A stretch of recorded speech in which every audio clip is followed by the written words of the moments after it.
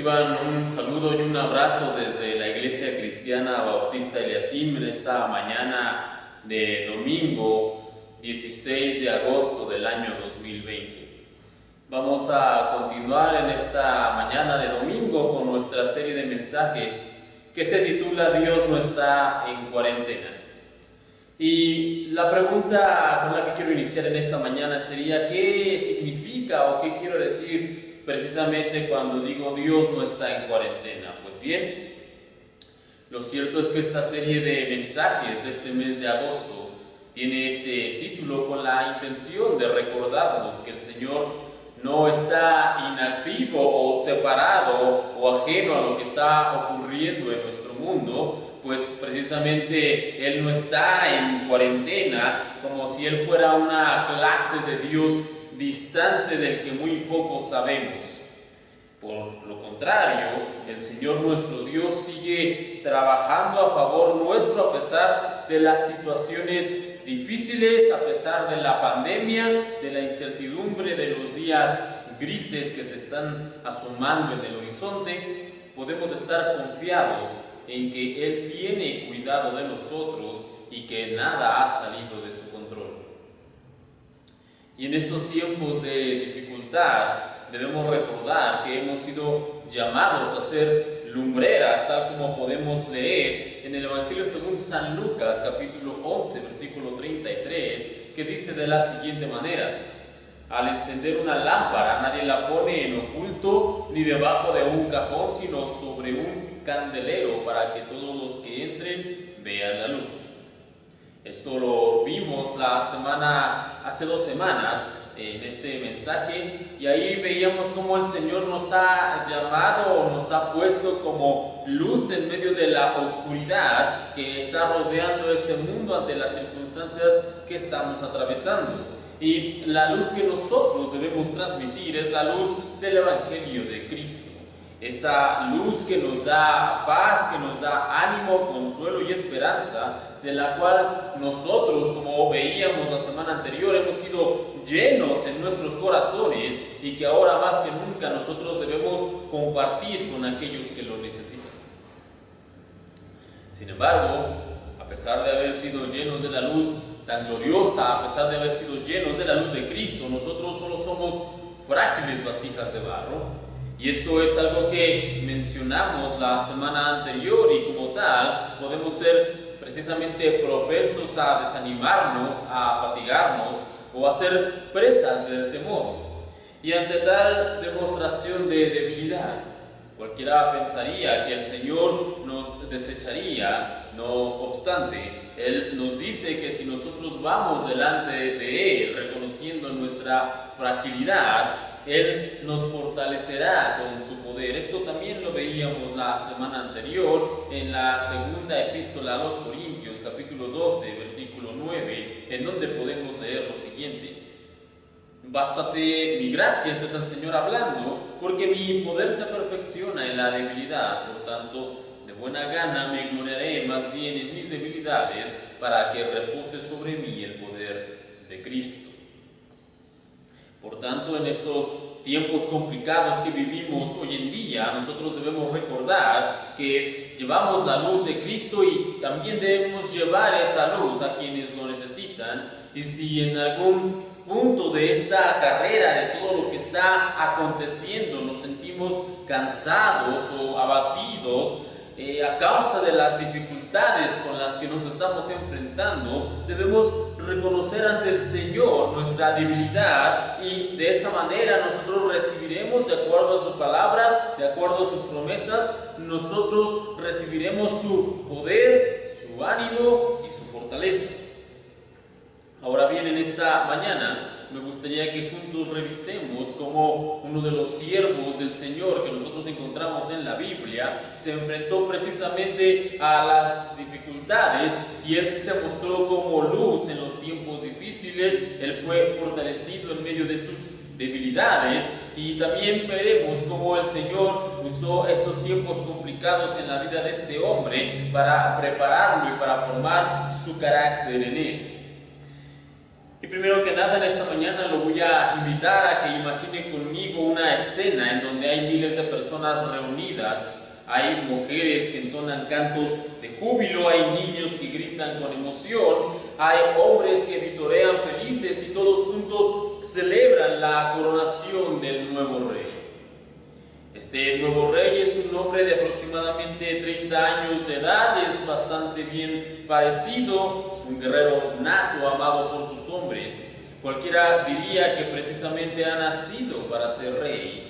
No obstante, muy pocos pensarían en todo el sufrimiento que ha tenido que pasar para llegar al trono. Y seguramente ya ha adivinado de quién estoy hablando y me estoy refiriendo al rey David, el segundo rey de Israel y quizá el más grande y el más famoso de todos los reyes judíos, después del Señor Jesús, por supuesto, y tal vez la imagen de su coronación sea una imagen de alegría y de celebración. No obstante, tal como ya les mencionaba, el camino para ser un rey, la senda del rey, no fue para nada sencilla. Este hombre, este David, tuvo que enfrentarse a ser, primero que nada, ignorado por su padre, fue menospreciado por sus hermanos y fue perseguido por su rey. Y además de esto que acabo de mencionarles, en el camino, él también fue el causante de la muerte injusta de muchas personas. Su familia tuvo que huir del país debido a la persecución que estaban viviendo, tuvo que hacerse pasar por un loco en una ocasión, se unió temporalmente a sus enemigos, vivió entre cuevas por mucho tiempo e incluso fue separado de su primera esposa y perdió, sin poder estar con él, perdió a su mejor amigo en el campo de batalla. Así que la historia de David es una historia de pruebas, pruebas y más pruebas. Y todo esto que acabo de mencionarles solamente sucedió incluso antes de que este hombre cumpliera los 30 años de edad. Así que si usted siente que su vida ha sido difícil en los últimos 4 o 5 meses, David estuvo en una verdadera montaña rusa de emociones, una montaña rusa de la vida por algo así como 10 años aproximadamente. Sin embargo, aquí no estamos en esta mañana para sorprendernos o para lamentarnos por las muchas pruebas que tuvo que atravesar este hombre en el camino para convertirse en rey, sino que veremos cómo el Señor utilizó precisamente estos momentos difíciles para moldear la vida de David y para que él fuera, incluso como el Señor lo llama, un hombre conforme a mi corazón. Y con esto, hermanos, quiero que nosotros recordemos en esta mañana que en el Señor cada prueba tiene un propósito. En el Señor cada prueba tiene un propósito. Y ante la emergencia sanitaria que se ha presentado en los últimos meses a causa del coronavirus, podemos decir nosotros como creyentes con toda certeza que el Señor tiene un propósito en la vida de cada uno de nosotros con esto que está pasando. No obstante, existen propósitos de carácter personal, es decir, propósitos en los que el Señor trabaja de manera individual con cada uno de nosotros, pero también hay propósitos generales, es decir, situaciones en las cuales el Señor quiere que todos nosotros aprendamos y crezcamos por igual. Permítame ponerle un ejemplo. En la carta a los Efesios, capítulo 4, versículo 13, nosotros podemos leer lo siguiente: hasta que todos lleguemos a la unidad de la fe y del conocimiento del Hijo de Dios, a un varón perfecto, a la medida de la estatura de la plenitud de Cristo. Ahí nosotros podemos leer que esto está destinado, o que todos nosotros somos llamados a tener este propósito. Y mis hermanos, David fue un hombre que atravesó por muchas pruebas, porque esa fue la senda que el Señor determinó que debía andar para poder convertirse en rey. Sin embargo, también David pasó por muchas de estas pruebas para dejar un registro por lo menos de dos cosas. Primero, del proceso continuo que el Señor, o por el cual el Señor somete a sus hijos para poder transformarlos. Y segundo, el Señor también permitió que David viviera estas pruebas para que nosotros tuviéramos registro de cuál es el actuar que el Señor espera de nosotros cuando nos enfrentamos a las dificultades. Y note que en esta situación de lo que les acabo de mencionar, el verdadero protagonista de la historia no es David, sino el Señor. Muchas veces cuando nosotros leemos la Biblia o cuando escuchamos algún mensaje en la iglesia, hay un enfoque equivocado en donde se nos muestra al personaje bíblico, ya sea David, o Moisés, o Daniel, o Josué, como una especie de superhéroe espiritual. No obstante, nosotros debemos tener siempre presente que el gran protagonista de toda la historia, de toda la Biblia, de todo lo que nosotros estamos aprendiendo, siempre ha sido Dios. No fue Moisés quien liberó al pueblo de Egipto, sino que fue el Señor el que desplegó su poder ante el faraón, usando a Moisés como un instrumento. No fue Josué quien conquistó la tierra prometida, sino que fue Dios quien llevó a su pueblo y lo respaldó para que tomaran posesión de la tierra que Él ya les había entregado a sus antepasados, la tierra que ya les había prometido. No fue Daniel quien oró fielmente durante 3 veces al día, aún sobre cualquier mandato del rey, sino que fue Dios quien fue fiel ante su siervo e incluso resguardó su vida delante de los leones. Y por supuesto que no es David sobreponiéndose ante cada prueba que enfrenta en la vida para finalmente llegar al trono, sino que es Dios preparando a su siervo, preparando a David por una senda ciertamente complicada, pero en la que cada prueba que el Señor permitía en la vida de David, el Señor estaba ahí para formarlo, para ayudarlo y para llevarlo siempre adelante. Dios, como les decía, es la estrella principal y nosotros, tal como dice la Escritura, solamente somos como barro en sus manos, y en las manos del Señor es donde nosotros somos transformados, en donde Dios moldea su carácter en nosotros y en donde Él nos demuestra que tiene cuidado de nosotros. Ahora bien, uno de los métodos que el Señor utiliza para hacer todo lo anterior, es decir, para moldearnos y para formar su carácter en nosotros, es utilizando la prueba. Así sucedió en la vida de David y así sucede en nuestras vidas. Dios usa las dificultades y los días grises. Dios utiliza la prueba como lo que estamos atravesando en este tiempo para transformarnos, para moldear su carácter en nosotros. Y de esta manera también el Señor nos recuerda que Él está al cuidado de nosotros. Y en esta hora, navegando por la Biblia, vamos a revisar algunos episodios bíblicos en la vida de David que nos ilustran precisamente esto, cómo es que Dios utiliza la prueba en la vida de sus hijos. Y lo primero que vamos a revisar en esta mañana es cómo el Señor usa la prueba para transformarnos, cómo el Señor utiliza la prueba para transformar nuestra vida. Y luego de ser ungido en secreto como el siguiente rey de Israel, David hace su gran aparición, por decirlo de algún modo, en la Biblia, matando precisamente al gigante Goliat. Y esto lo hace para poder librar a los israelitas de la mano de los filisteos. Y luego de esta gran hazaña que podemos leer en la Biblia, Saúl, que era el rey en ese momento, toma a este muchachito que tendría entre unos 15 o 17 años aproximadamente y lo convierte en su máquina de matar personal, por llamarlo de algún modo. ¿Y por qué digo esto? Porque nosotros solemos pensar en las batallas que encontramos en la Biblia, en las hazañas bíblicas que leemos de una manera muy poética, muy linda. No obstante, cuando nosotros vamos a la Biblia y leemos que estaban en tiempos de guerra, en efecto se refiere a que eran tiempos de guerra. Había sangre, había vísceras, había mutilaciones, había muerte en el campo de batalla, y esto es lo que nosotros a veces nos perdemos cuando romantizamos mucho los pasajes que leemos, pero era tiempos bélicos, tiempos de guerra. Y precisamente David, participando en todo este asunto, es que se llegó a convertir en un experto en el arte de la guerra.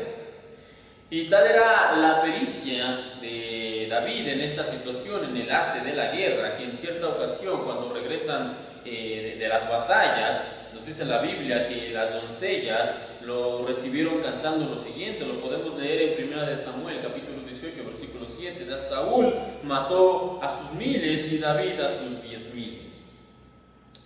Por eso les decía que Saúl se encargó de convertir a David en un guerrero prácticamente profesional, e incluso, tal como reza el dicho, el alumno superó al maestro. Y de hecho esta situación, este canto que entonaban las mujeres, no le cayó muy en gracia al rey. Con tales declaraciones, Saúl mató a sus miles y David a sus 10,000. Los celos del rey crecieron en gran medida y finalmente David tuvo que huir para poder salvar su vida. Y en su huida fueron muchas las pruebas por las cuales David tuvo que pasar. No obstante, tal como ya lo hemos mencionado en muchísimas ocasiones a lo largo de este año y del año pasado, en el Señor, todas las pruebas tienen un propósito. Y en cierta ocasión nos dice la Biblia que en una de estas tantas cacerías que organizaba el rey Saúl para poder capturar a David, sucedió que, teniendo necesidad de ir al baño, como dice la Reina Valera 60, la necesidad de cubrir sus pies, el rey Saúl entró en una cueva en donde justamente estaba David con sus hombres, y ahí se estaban escondiendo. Y mientras estaba David ahí, los muchachos, sus hombres, vieron que Saúl estaba. Entonces ocurrió lo siguiente. Lo podemos leer en el capítulo 24 de 1 de Samuel. Le voy a dar lectura, versículo 4 y 6, dice de esta manera: ahora es tu oportunidad, le dijeron sus hombres. Los hombres le susurraron a David: hoy el Señor te dice, te aseguro que pondré a tu enemigo en tu poder para que hagas con él lo que desees. Entonces David se le acercó sigilosamente y cortó un pedazo del borde del manto de Saúl, pero comenzó a remorderle la conciencia por haber cortado el manto de Saúl, y les dijo a sus hombres: que el Señor me libre de hacerle tal cosa a mi señor el rey. No debo atacar al ungido del Señor, porque el Señor mismo lo ha elegido. La pregunta, hermanos, en esta mañana sería: ¿qué sucedió? ¿No era acaso David en otro tiempo el mejor asesino de todo el reino? Y aunque la respuesta es un rotundo sí, David era un guerrero, David era un hombre de guerra, también debemos recordar que ese estilo de vida era el estilo de vida que Saúl le había impuesto a un jovencísimo David. Si David hubiera asesinado a Saúl en esa cueva, no tendríamos a un rey. Tendríamos a un asesino. Saúl habría ganado entonces, porque su creación, la perfecta máquina de matar, sin respeto por nada ni por nadie, estaría ahora sentándose en el trono. Sin embargo, si eso hubiera pasado, ese David asesino, seguramente no habría durado mucho tiempo como rey. No obstante, nos encontramos aquí en este pasaje que acabamos de leer a un David que ha sido tratado por Dios durante algunos años ya. Y eso ha transformado a este hombre, eso ha transformado a David. En un cobarde, dirán algunos. No, por supuesto que no. Este joven ha peleado con osos, ha peleado con leones, con gigantes, con reyes. Y no es para nada un cobarde. Todo lo contrario, de hecho se necesita mucho valor para no tomar la vida de aquel hombre que te ha destruido la vida a ti. Se necesita mucho valor para no matar a aquel que te ha estado persiguiendo como un perro por años. David ha sido transformado por Dios, no solo en un hombre mucho más valiente que antes, sino también en un hombre prudente, en un hombre sensato, misericordioso y paciente. Y todas estas cualidades, hermanos, son cualidades que un rey necesita para poder gobernar correctamente. Así que, en efecto, David ha sido transformado, no según el orden de Saúl, en un asesino, porque eso es lo único que hizo Saúl mientras tuvo a David con él. No, ahora que Dios ha tratado a David durante estos años, Dios lo ha transformado en una persona completamente distinta. Reitero, no en un asesino, sino en lo que necesita para convertirse en el futuro rey de Israel.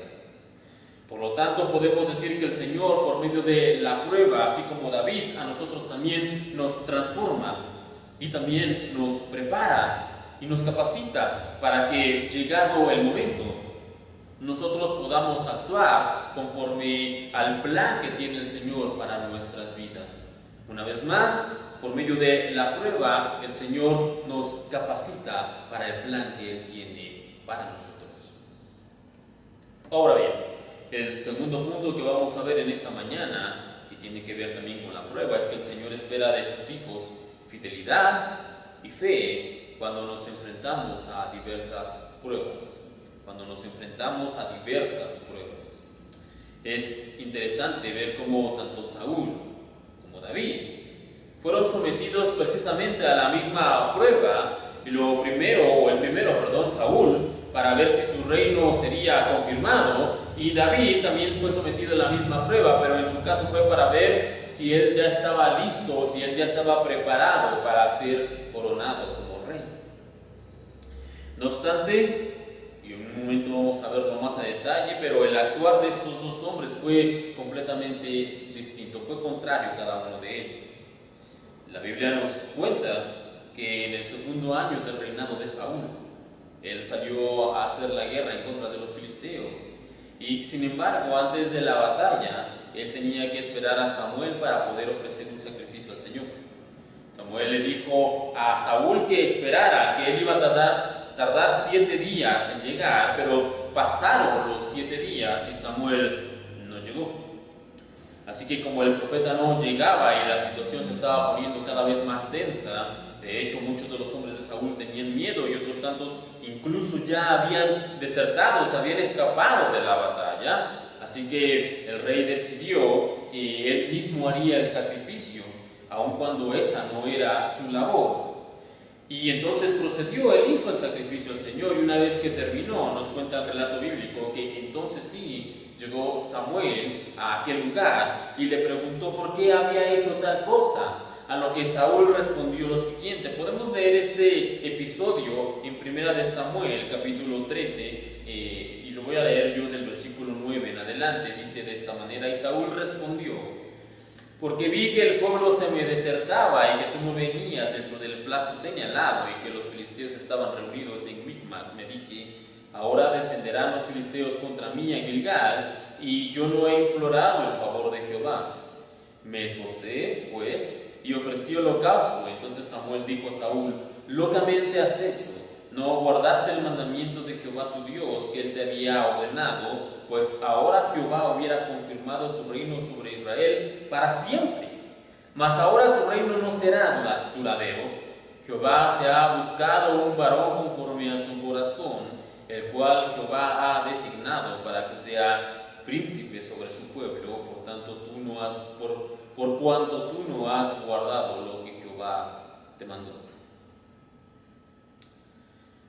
Ahora bien, algunos podrían preguntar: ¿qué fue lo que hizo mal Saúl? ¿Acaso no estaba buscando el favor de Dios, tal como acabamos de leer? ¿No se preocupó por hacer un holocausto a Jehová antes de la batalla? Y aunque la respuesta es sí, lo cierto es que solamente es un sí, pero en apariencia. Y ese es el problema. Saúl decía que servía al Señor, pero solamente era una cuestión externa. Realmente este rey no respetaba a Samuel. Eso es evidente cuando él decide hacer por sí mismo el sacrificio, el holocausto. Y si Saúl entonces no tenía en estima el servicio del profeta de Dios, podríamos decir en extensión que tampoco honraba a Dios. Su única intención al ofrecer este holocausto era mostrar externamente algo que él realmente no tenía en su interior. Saúl solamente buscaba apaciguar a su ejército, que nos dice ahí que ya estaba tenso. Para Saúl, era más importante el reconocimiento de los hombres que el reconocimiento de Dios.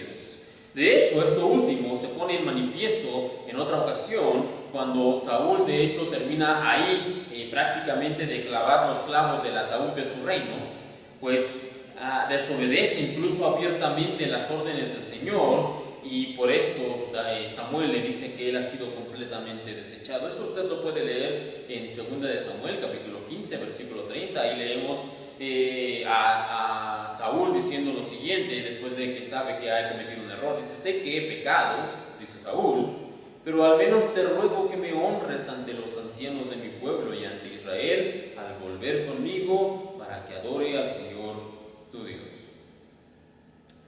Y frente a estas situaciones, frente a las pruebas que tuvo que atravesar Saúl en su vida, él reacciona de la peor manera posible, desdeñando a Samuel, menospreciando al Señor y anteponiendo el qué dirán de las personas. Para Saúl lo más importante era lo que las personas, lo que el pueblo, lo que los ancianos pudieran pensar. Para él lo más importante era su imagen. A él no le importaba realmente servir a Dios o ser fiel o mostrar fidelidad. Para Saúl, reitero, lo más importante era lo que las personas pensaran de él. Por tanto, esa manera de ser, esa manera de tomar las pruebas, lo llevó finalmente a ser desechado por el Señor. Ahora bien, por otro lado, David, como les decía, enfrentó una prueba similar, pero con una decisión y un resultado completamente distinto. Luego de haber tenido que huir del territorio de Israel y tuvo que ir con los filisteos a causa de la persecución que sufría, David y sus hombres tuvieron que servir al rey de los filisteos, aunque realmente nos dice la Biblia que ellos nunca traicionaron a Israel. Y en cierta ocasión nos dice el relato bíblico que los filisteos salieron a la guerra en contra de los judíos, y David y su gente también fueron convocados para tener que ir a la guerra. Pero finalmente, antes de la batalla, ya que los generales filisteos no confiaban en David y su gente, el rey lo mandó llamar y dijo: mira, ¿sabes qué, David? Tú no vas a pelear, tú mejor regresa a tu casa. Y cuando estaban ya regresando a sus hogares, David y sus hombres se dan cuenta que sus casas han sido quemadas, toda su ciudad ha sido arrasada y sus mujeres y sus hijos fueron tomados como prisioneros. Eso lo puede usted leer en el libro de 1 de Samuel, capítulo 30. Y ante esta situación tan difícil con la que se enfrenta David y su gente, este grupo de guerreros comienza a lamentarse, comienzan a llorar de desesperación por todo lo que ha acontecido. Y vamos a ver aquí la gran diferencia entre David y Saúl. Vamos a ver aquí qué es lo distinto entre estos dos hombres. Y la Biblia nos dice que ocurrió lo siguiente. 1 de Samuel, capítulo 30, versículos 6 al 8. David ahora se encontraba en gran peligro porque todos sus hombres estaban muy resentidos por haber perdido a sus hijos e hijas y comenzaron a hablar acerca de apedrearlo. Pero David encontró fuerzas en el Señor, su Dios. Entonces le dijo a Abiatar, el sacerdote: tráeme el efod. Así que Abiatar lo trajo, y David le preguntó al Señor: ¿debo perseguir a esta banda de saqueadores? ¿Los atraparé? Y el Señor le dijo: sí, persíguelos, recuperarás todo lo que te han quitado. Y alguno pudiera preguntar: ¿acaso no es esto lo mismo que hizo Saúl? Podría argumentar alguno de ustedes: bueno, es que no es cierto que los dos buscaron al Señor, no es cierto que los dos fueron en el momento de dificultad, en el momento... Y aunque la acción pareciera en sí la misma, en el fondo es completamente distinta, como ya les mencionaba. De hecho, Saúl buscó al Señor, pero solamente en apariencia, mientras que David buscó al Señor porque él dependía completamente de Dios. Saúl anteponía los deseos de sus hombres por encima del Señor, pero David tenía al Señor por encima de todo.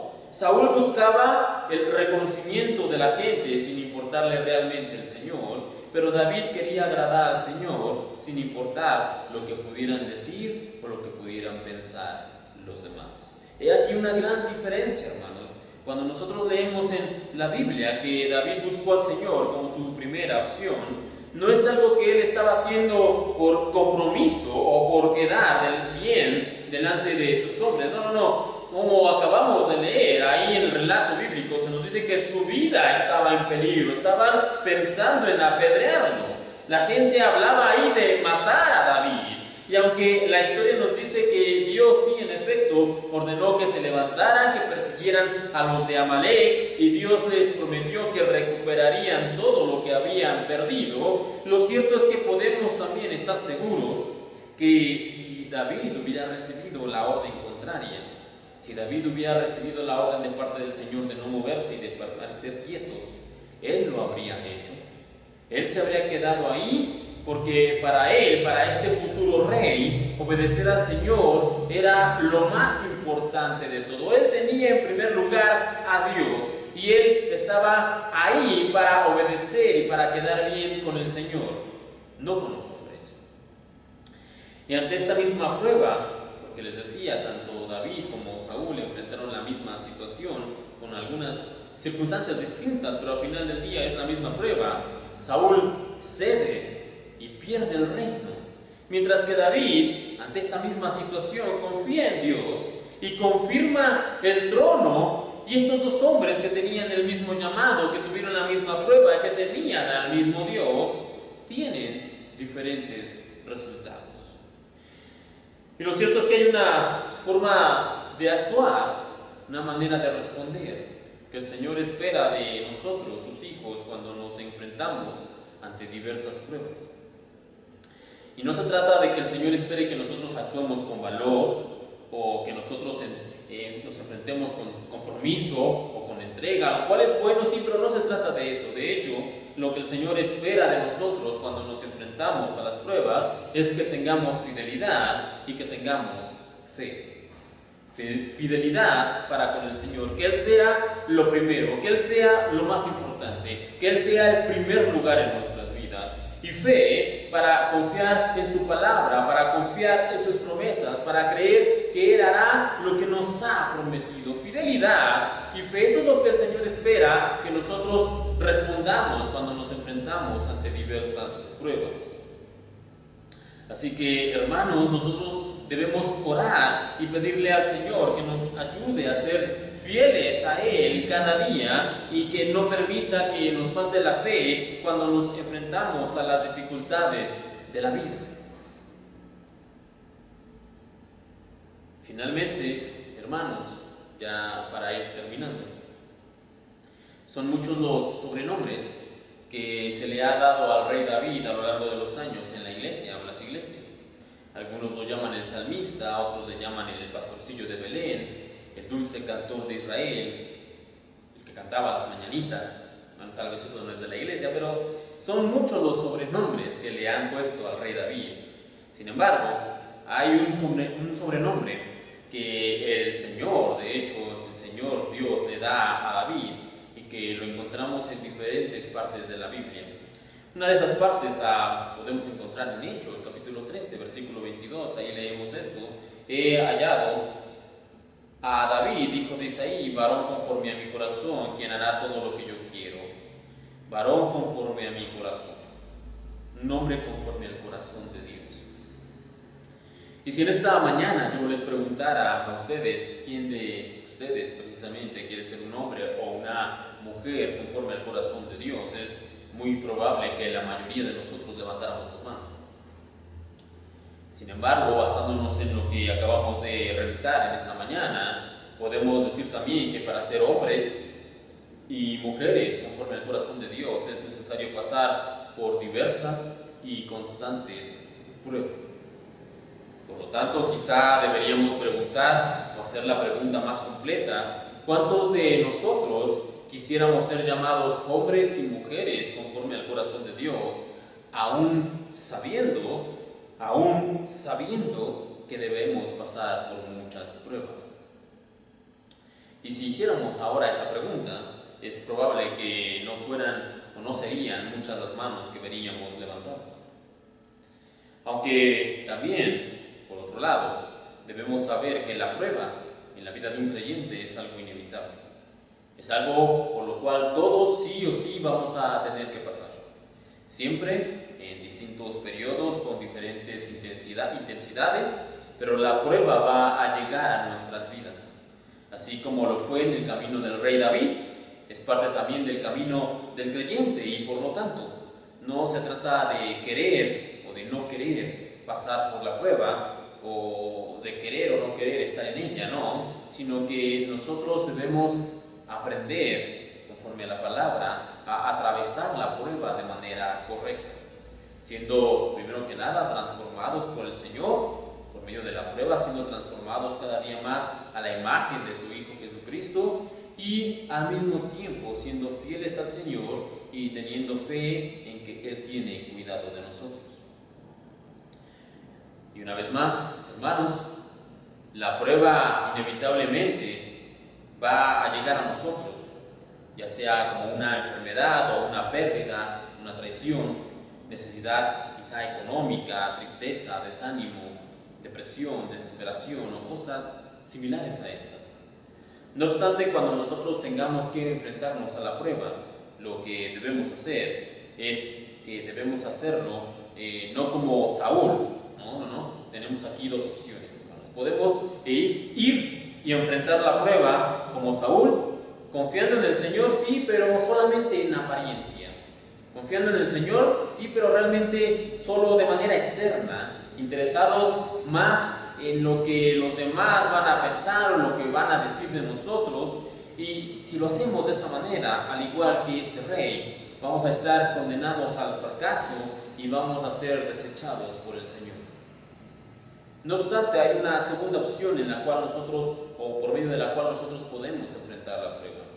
Podemos enfrentar la prueba en esa segunda opción como lo hiciera el rey David, que él lo hizo buscando al Señor, sí, como su primera y su más grande opción. Esa es la manera en que nosotros debemos enfrentar la prueba, siendo fieles al Señor y confiando en el poder de Él, confiando en el poder que Él tiene para librarnos, confiando en el poder que el Señor tiene para ayudarnos y teniendo fe, sabiendo que el Señor tiene cuidado de nosotros.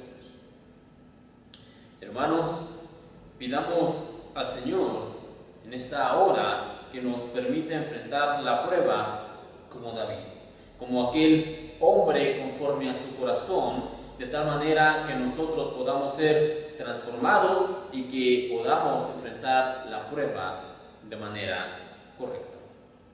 Con esto en mente terminamos en esta mañana. Le voy a pedir por favor que cierre sus ojos desde sus hogares y que oremos.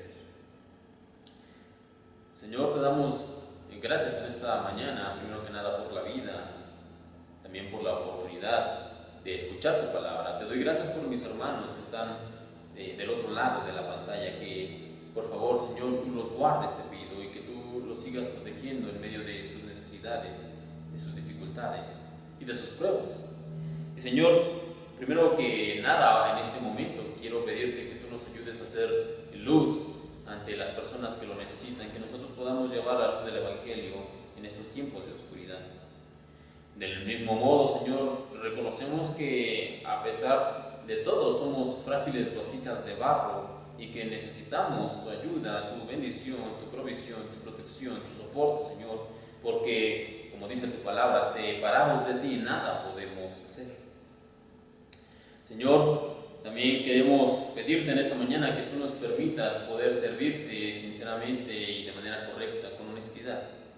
Que nosotros realmente, Señor, podamos buscarte con todo nuestro corazón, no de una manera externa como lo hiciera el rey Saúl, Señor, sino de verdad con todo nuestro corazón, sinceramente reconociendo que tú eres Dios y reconociendo lo mucho que te necesitamos. También, Señor, permítenos en este tiempo, sobre todo en este tiempo de pandemia, que realmente la prueba, cualquiera que sea que estemos atravesando, nos transforme y nos moldee conforme a la imagen de tu Hijo Jesucristo.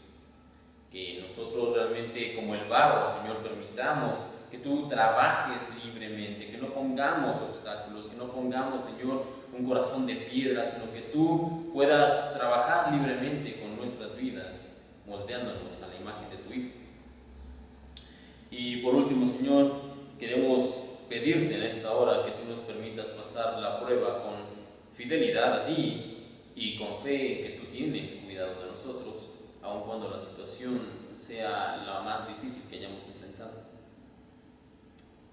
Padre, en esta mañana te queremos poner esto en tus manos, te queremos pedir esto. Te agradecemos una vez más por la vida, por este tiempo, por tu palabra, por tus bendiciones.